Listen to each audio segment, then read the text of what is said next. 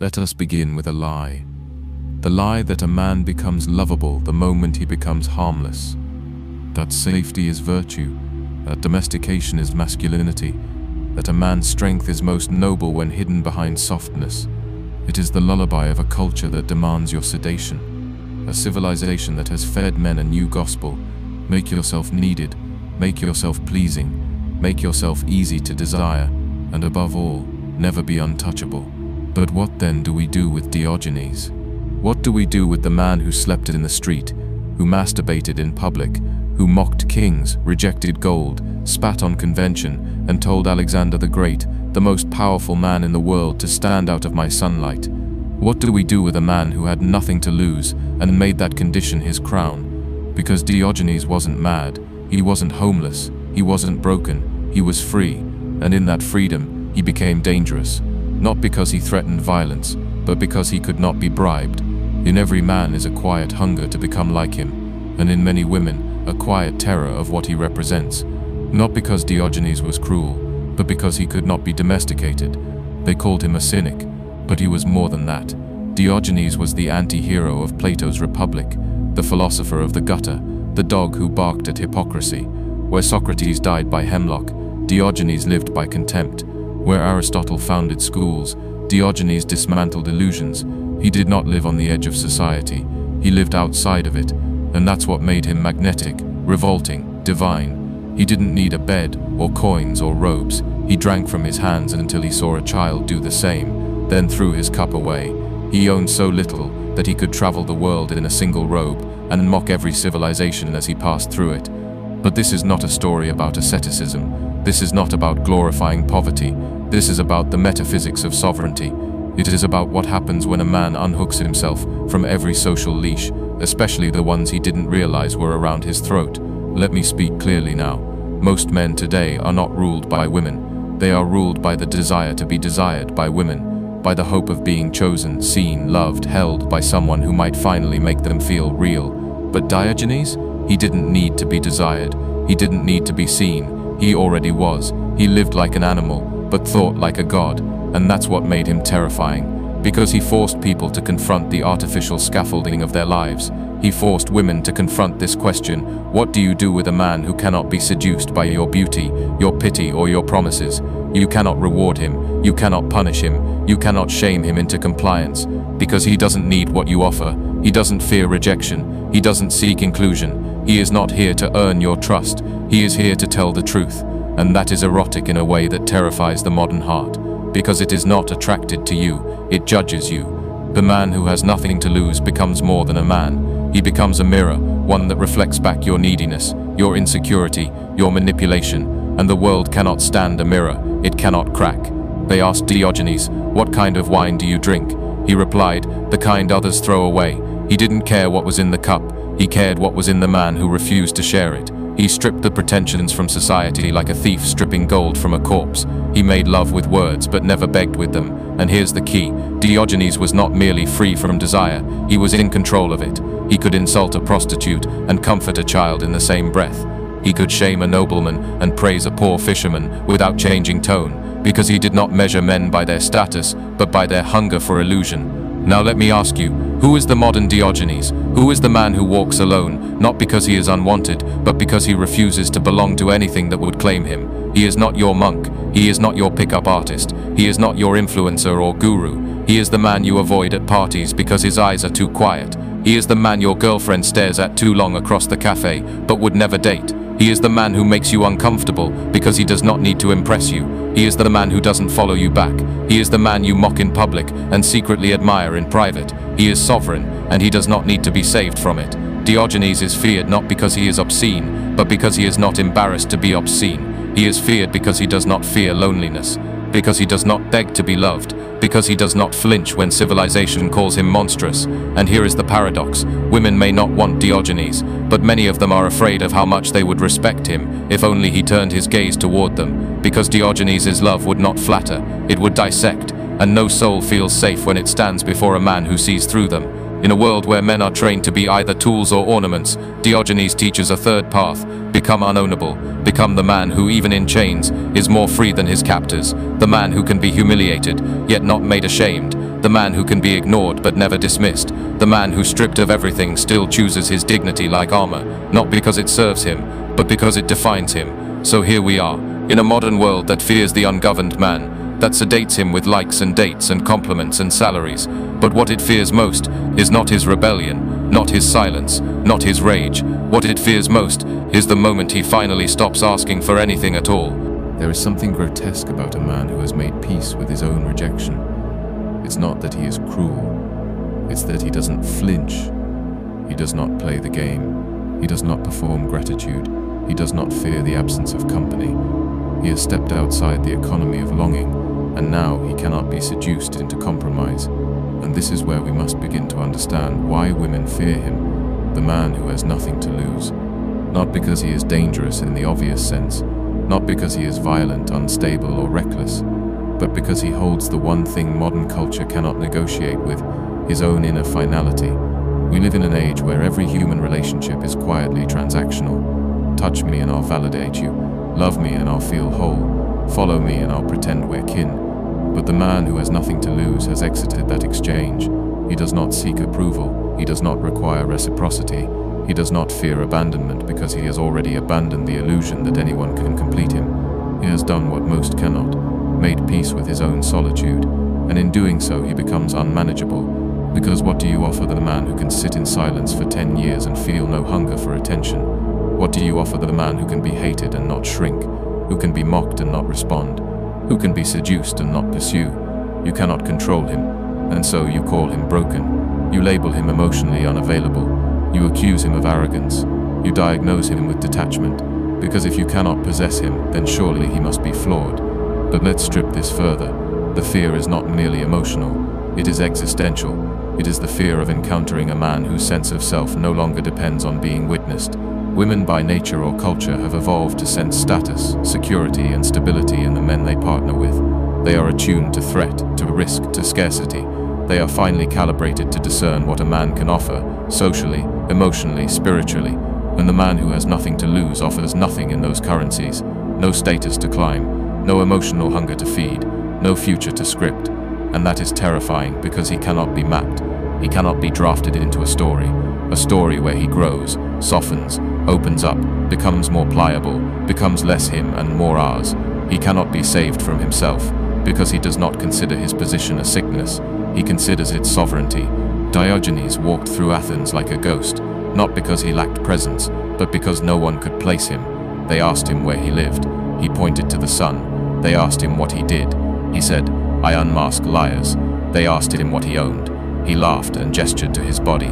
The man was terrifying because he wasn't trying to be anything other than what he was. And this is a psychological revolution. To be unashamedly oneself, even when that self is socially worthless, even when that self cannot be absorbed, consumed, or converted into use. This is the deepest fear of the cultural feminine, the man who cannot be absorbed into narrative, because such a man remains outside of transformation, and transformation is how intimacy is normally brokered. But Diogenes, like all sovereign men, offers intimacy on one condition, that he is never asked to shrink to be loved. There is an ancient terror in the eyes of those who cannot control you.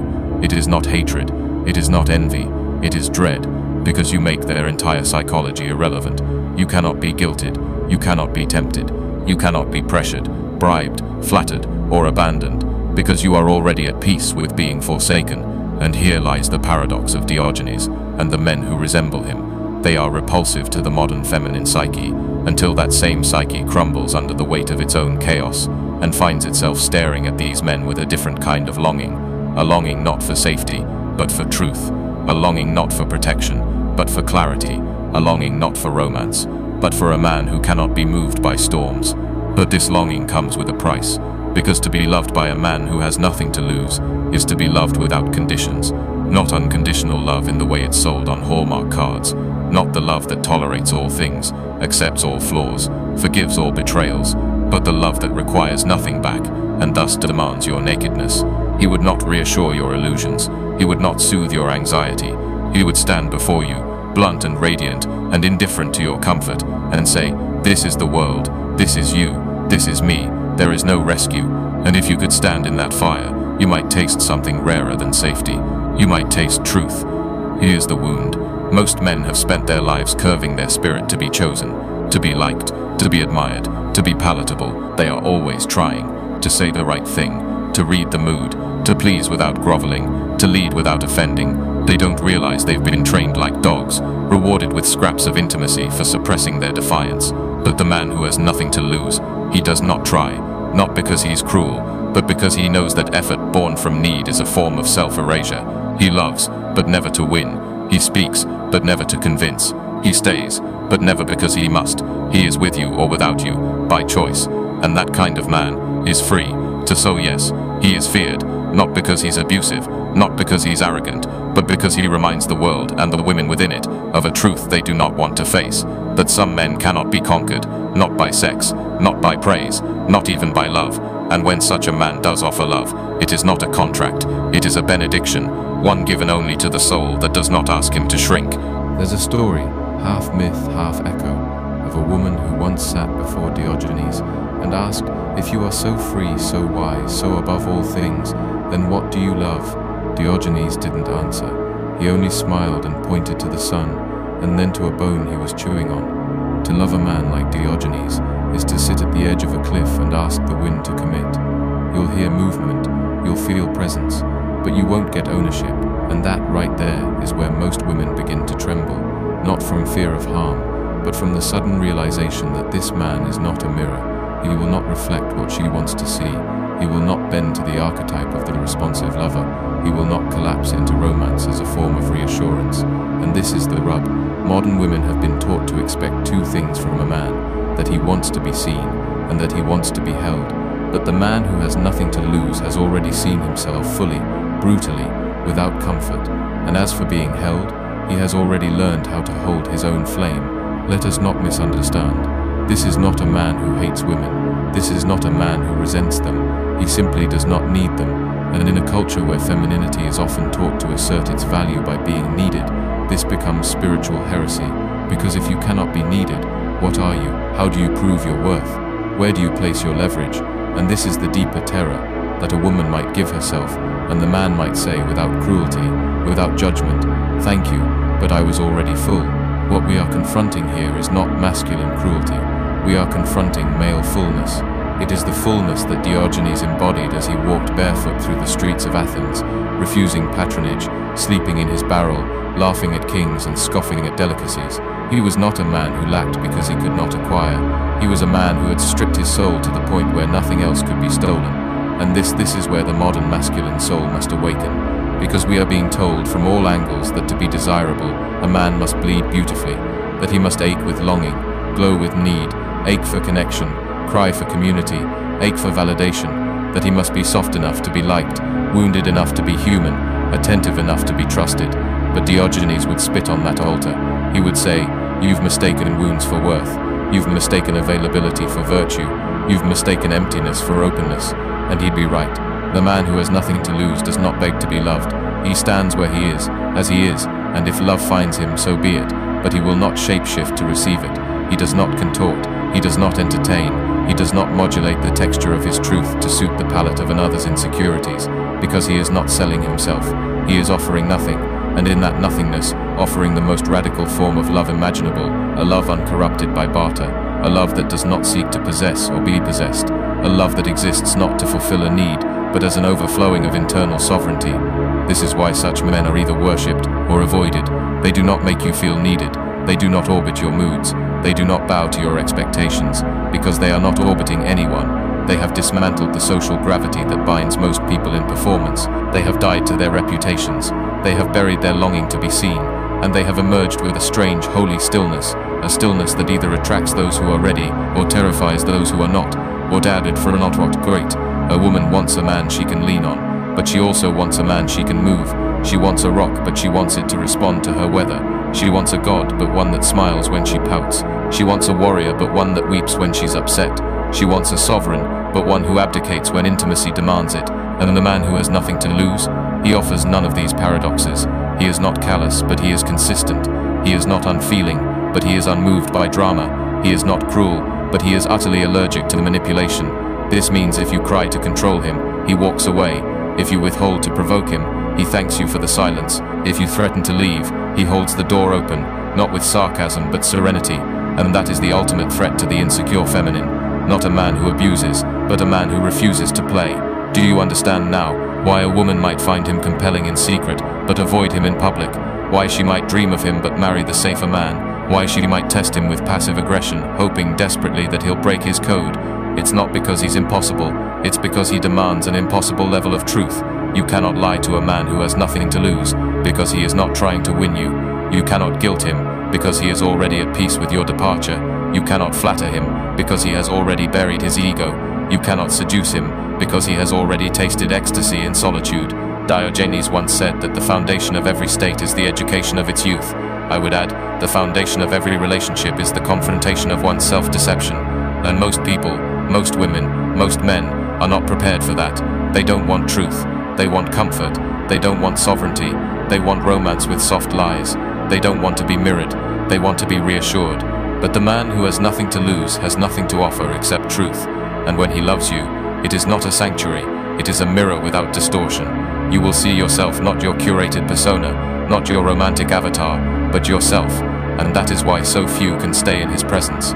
Because to stand before such a man is to see every manipulation fail, every charm dissolve, every script burn, and all that's left is you. There's a beautiful cruelty in this. The man who has nothing to lose does not give you what you want. He gives you what is left after what you want has died. He doesn't give you affection to soothe your wounds. He gives you stillness to see them. He doesn't touch you to make you forget. He remains distant so you remember what it means to be real. And so we return, again, to fear. Not the fear of physical harm, not the fear of abandonment, but the fear of being seen too clearly by a man who will not flinch. This is the nuclear center of the masculine soul, the part that has watched the world burn and chose not to beg for its approval. This is what Diogenes carried in his bones, and this is what any modern man can carry, but only if he is willing to lose everything first, because the only way to be invincible is to no longer be invested in illusion. There's a final place, darker than solitude, sharper than grief, quieter than peace. It is the place where the man who has nothing to lose finally lives. Not visits. It is not a cabin in the woods. It is not a monk's cell or a warrior's bunker. It is an internal silence, a territory carved out by the ruthless act of surrender. Not the surrender of weakness, but the surrender of false hope. Hope that love will save him. Hope that society will reward him. Hope that dignity can be bought with performance. He has burned it all, and in the ashes he did not find despair. He found space. You see, most men never get there. They live half-lives of almost true selves. They fear irrelevance, so they inflate. They fear loneliness, so they cling. They fear rejection, so they negotiate their soul with every smile. But the man who has nothing to lose has crossed the desert. He has lost before. His illusions, his idols, his need for applause. He has stared into the abyss of being disposable and said, "Fine, then I will no longer belong to anyone but myself." And now, he can no longer be manipulated, not by women, not by society, not even by his own longing, because his longing has been transmuted from hunger into clarity, from desperation into presence, from hope into truth. If such a man is so free, so grounded, so powerful, why is he alone? Why does the man with nothing to lose so often walk without a companion? Why is Diogenes remembered not for a great romance, but for his exile, his public scorn, his dialogue with dogs and kings alike? The answer is brutal, and it is beautiful, because freedom costs intimacy, not the shallow kind, not the curated dates, the scripted weddings, the hashtags of love.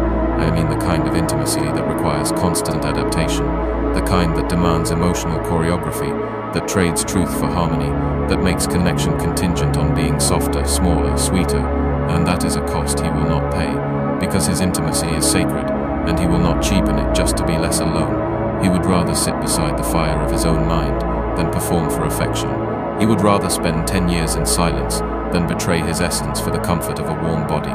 He would rather die misunderstood than be loved for who he is not. And so, yes, he is alone. But he is not lonely. He walks through the world untouched, not because no one tried to reach him, but because they could not enter the house of his truth without burning their illusions at the door, and few are willing. There's something sacred about the man who carries himself like a tomb and a temple at once. You enter him only if you are ready to bury your lies, and in return you are sanctified, made real by the presence of someone who cannot be moved by anything less than your absolute truth. But this means he will be misunderstood.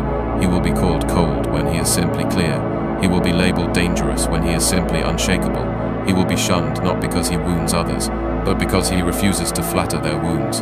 And yet, ironically, it is this man, this unmoved, untamed, unforgiving presence who holds the only kind of love that can heal. Not because it coddles, not because it fixes, but because it asks nothing of you but your realness. When such a man finally loves, he does not love from lack. He does not love to fill. He does not love because he is afraid of dying without having been seen. He loves because it is the natural overflow of his fullness. And that love is not gentle, it is not soft, it is fierce, it is selective.